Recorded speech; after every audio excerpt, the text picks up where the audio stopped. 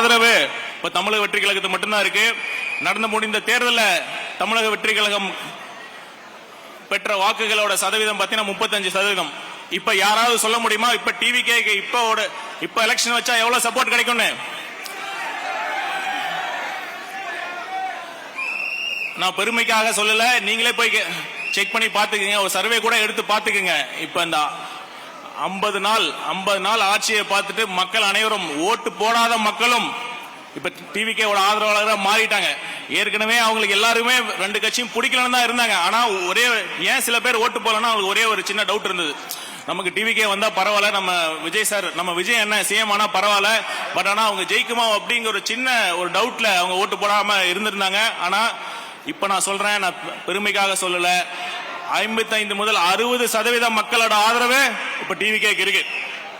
அதனாலதான் நம்ம எல்லாருமே சொல்லிட்டு இருக்கோம். இப்ப மட்டும் இல்ல, அடுத்த வரப்போற தேர்தலையும் கண்டிப்பாக டிவிகே தான் கண்டிப்பா ஜெயிக்கும். நமக்கு இதுக்கு என்ன இது ஒரு பெரிய இது ஏன் நம்பிக்கை கொடுக்குதுன்னா, இப்ப இருக்கிற எதிர்கட்சி தலைவரா இருக்க உதயநிதி என்ன சொல்லிட்டு இருக்காரு, சொல்லிட்டு இருக்கோம். இப்ப மட்டும் இல்ல, அடுத்த வரப்போற தேர்தலையும் கண்டிப்பாக டிவிகே தான் கண்டிப்பா ஜெயிக்கும்.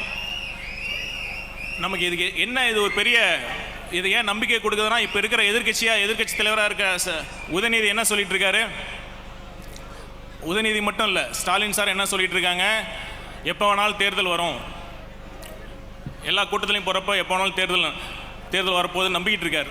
எனக்கு என்ன ஆச்சரியமா இருக்குன்னா, அவர் ஆட்சி பண்ணிட்டு இருக்கப்பதான் அவர் ஏமாத்திட்டு இருந்தாங்க. அவர் களத்துல என்ன நடக்குதுன்னே தெரியல. அவர் சுத்தி இருக்கிற ஒரு 4 பேர் பேச்சை கேட்டுட்டு தமிழ்நாட்டில் பொற்கால ஆட்சி கொடுத்துட்டு இருக்குன்னு அவரா நம்பிட்டு இருந்தார்.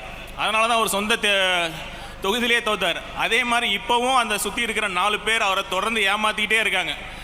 ஐயா இப்போ டிவிகே ஆட்சி ரொம்ப மோசமான ஆட்சி கொடுத்துட்டு இருக்காங்க, அதனால மக்கள் பெரிய ஒரு அதிருப்தியில் இருக்காங்க, மக்கள்லாம் சேர்ந்து இந்த ஆட்சியை கவுத்துருவாங்க, எப்போ வேணாலும் தேர்தல் வந்துடும், நம்ம ஈஸியாக ஜெயிச்சிடலாம் அப்படின்னு இப்பவும் அவரை ஏமாத்திட்டு இருக்காங்க. பாவம், அவர் நினைச்சா அவர் சொல்றதை பார்த்தா சத்தியமா எனக்கு கோவமே வரல, பரிதாபம் தான் வருது. அதனால நல்ல ஒரு களத்தில் என்ன நடக்குதுங்கிற உண்மையாக சொல்லக்கூடிய ஒரு ஆட்களை அவர் பக்கத்தில் வச்சுக்கிட்டாதான் அவருக்கு நல்லது. அடுத்து நம்ம முன்னாள் டெப்டி சிஎம் இப்போ இருக்கிற மாண்புமிகு எதிர்கட்சி தலைவர் ஒரு சட்டசபையில் பெரிய ஒரு பிரச்சனை பண்ணார். நம்ம தலைவர் ஒரே ஒரு வார்த்தை தான் சொன்னார், பார்ட்டி ஃபண்ட், அவ்வளோதான். அப்படியே அதிர்ந்துச்சு, சட்டசபையே அதிர்ற மாதிரி பிரச்சனை பண்ணாங்க. என்ன ஆதாரம் இருக்கான்னு எல்லாத்துக்குமே தெரியும், ஊடகத்துக்கு தெரியும், மக்களுக்கு தெரியும், ஓட்டு போட்ட அனைவருக்குமே தெரியும். நான் ஒன்று இந்த மேடை மூலமாக அவர்கிட்ட சொல்கிறேன், நீங்கள் உங்களுக்கு உண்மையாலுமே திராணி இருந்தா தைரியம் இருந்தா அறிவு நேர்மை இருந்தா நீங்கள் ஒன்று மட்டும் சொல்லுங்கள், நாங்கள் எங்கள் ஆட்சியில் பார்ட்டி ஃபண்ட் வாங்க கிடையாது அப்படின்னு நீங்கள் ஒரு ஸ்டேட்மெண்ட் மட்டும் நீங்கள் கொடுங்க. தைரியம் இருந்தால் நீங்கள் அது கொடுங்க, அது மக்கள் எல்லாம் பார்த்துட்டு தான் இருக்காங்க.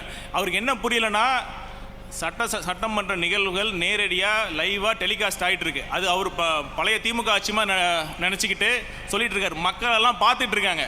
அதனால் இந்த மேடை மூலமாக நான் அவர்கிட்ட ஓப்பனாக சொல்கிறேன், உங்களுக்கு தைரியம் இருந்தால் நீங்கள் சொல்லுங்கள், எங்கள் ஆட்சியில் நாங்கள் பார்ட்டி ஃபண்ட் வாங்க கிடையாது அப்படின்னு நீங்கள் சொல்லுங்கள், அப்புறம் பார்த்துக்கலாம், மக்களே அதுக்கு சரியான தீர்ப்பை வழங்கிடுவாங்க.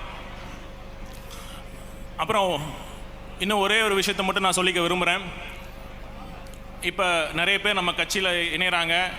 இப்போ மட்டும் இல்லை, திரும்பவும் வருங்காலங்கள்லையும் நிறைய கட்சி தலைவர் மாற்றுக் கட்சியிலேருந்து தோழர்கள் கண்டிப்பாக இணைவாங்க. அவர்கள் மேலே சில குற்றச்சாட்டுகள் கண்டிப்பாக இருக்குது. ஆனால் நம்ம தலைவர் அவர்கள் உறுதியாக என்ன சொன்னார், என் தலைமையில் ஊழல் நடக்காது, நான் ஒரு பைசா லஞ்சம் வாங்க மாட்டேன், ஊழல் செய்ய மாட்டேன், என்னோட அமைச்சரவையிலையும் யாரையும் என் நிர்வாகத்திலும் யாரையும் ஊழல் செய்ய விட மாட்டேன்னு ரொம்ப ஸ்ட்ராங்காக சொன்னார். இது நடத்தி காட்டினா 2 விஷயம் தேவை, ஒன்று எண்ணம், ஒன்று இன்டென்ஷன். அவருக்கு தூய்மையான எண்ணம் இருக்குது.